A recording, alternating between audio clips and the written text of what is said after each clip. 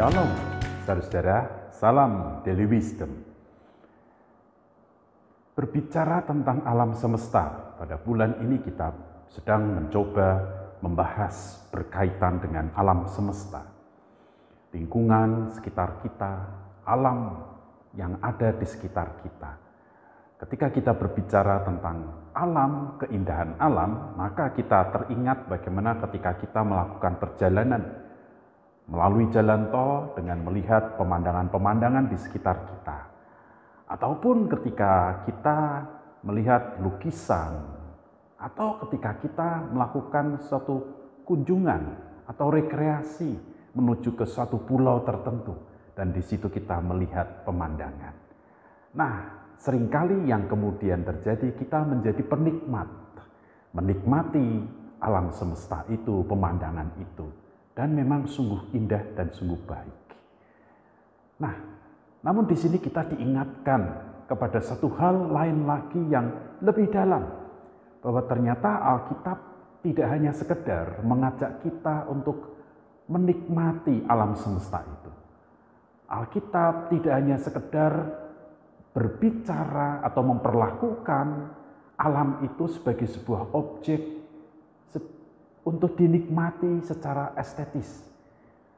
Atau Alkitab tidak juga memperlakukan alam itu seperti sebuah mesin yang harus dioperasikan terus-menerus untuk memenuhi segala kebutuhan kita. Alkitab juga tidak memperlakukan alam semesta itu seperti suatu objek yang harus kita eksploitasi dengan sembarangan. Ternyata Alkitab tidak memperlakukan alam secara demikian. Nah, hal inilah yang perlu kita coba perhatikan. Alam semesta ini adalah memiliki satu nilai-nilai penting. Dan hal itulah yang ditegaskan di dalam Alkitab. Bahwa Alkitab menegaskan nilai penting dari alam yang ada di sekitar kita ini, atau yang menjadi lingkungan kita ini.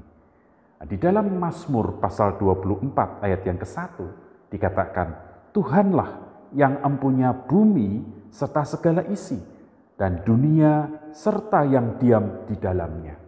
Tuhanlah yang empunya. Ini menjadi sebuah kalimat penting. Di tengah-tengah manusia merasakan memiliki hak atas segala apa yang ada di sekitarnya, lingkungannya, itu menjadi hak miliknya, itu yang menjadi sesuatu yang dipegang di tangannya dan di bawah otoritas dirinya. Namun di sini firman Tuhan katakan, Tuhanlah yang empunya. Di tengah-tengah manusia mencoba mencari ataupun hendak memiliki akan segala sesuatu yang ada di sekitarnya. Di sini Tuhan katakan, Tuhanlah yang empunya. Dengan kata lain, ayat ini mengingatkan kepada kita tentang hakikat alam yang ada di sekitar kita ini, yang sedang kita nikmati, atau yang sedang kita coba gali untuk memenuhi keinginan kita. Nilai dan hakikat penting bahwa Tuhanlah yang empunya.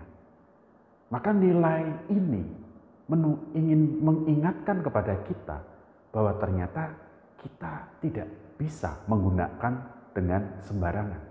Ada tanggung jawab penting yang harus kita lakukan di alam sekitar kita ini. Kita memiliki pekarangan, kita memiliki lingkungan-lingkungan. Maka ketika berbicara tentang Tuhanlah yang empunya, maka disitulah kita mulai berpikir secara teologis bahwa sekitar kita harus kita jaga, harus kita pelihara. Kita punya tanggung jawab di hadapan Dia, Sang Empunya segala sesuatunya itu. Nah, oleh sebab itu sobat-sobat Daily Wisdom, mari kita jalani hidup kita dengan penuh sukacita. Namun ingatlah pula bahwa kita juga punya tanggung jawab untuk menjaga lingkungan sekitar kita. Dengan kata lain, ketika kita hendak membuang sampah, kita tidak membuang sampah sembarangan di lingkungan kita. Karena apa? Tuhanlah yang empunya.